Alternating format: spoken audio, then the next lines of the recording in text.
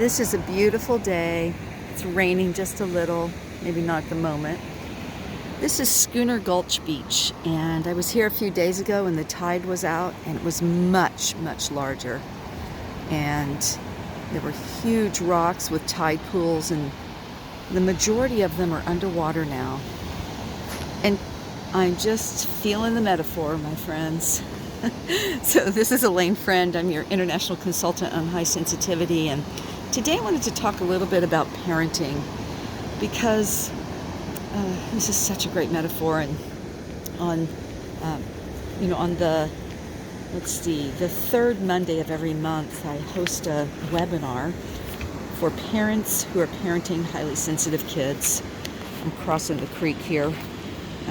When I left on my little retreat, my highly sensitive kid, who's 20, had gone to work in my car, and I don't have my hiking boots, so here I am in my indoor sneakers. Well, not indoor, but not waterproof.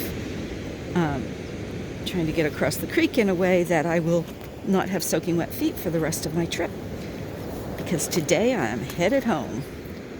And I'm a little shaky on my feet on these rocks, and I think that's perfect metaphor right there for parenting. Sometimes we feel a little shaky, and sometimes there's a nice big rock that will hold your whole body. Sometimes they're just little tiny ones, and you're not sure if you're going to do enough, if they're going to be stable enough. Whew, made it. So I'm working on a webinar called The Dance of Love and Leadership for Parenting Sensitivity. And it's a really important dance that we have. And, country western dancer, I used to a lot. I used to even teach it. And I remember that when I was learning to dance better, even though I grew up in Oklahoma and I have a legit history of country dancing, when I wanted to really learn to dance as an adult, I took lessons. And when I took those lessons, I was backleading really badly. That means I was trying to lead even though I was the follower. And my teacher said, "Alane, you're never going to be a good follow." I thought, wow, that's terrible. That's mean. I said, that's not true, because it can't be true, because I love to follow. It's the most relaxing, fun place. There's nothing better than getting to spin, or, my great John Travolta fantasies about being tossed in the air and, being so delicate and lightweight and feminine in that way. And I'm really such a little tomboy. Anyway, I said, "Joshua, my teacher, please tell me how I can learn to follow." And he said, "You'll need to close your eyes for 6 months whenever you're dancing." Close my eyes? On a crowded dance floor? Are you insane? Wow.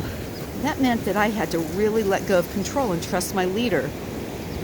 Well, that means I had to have a good leader.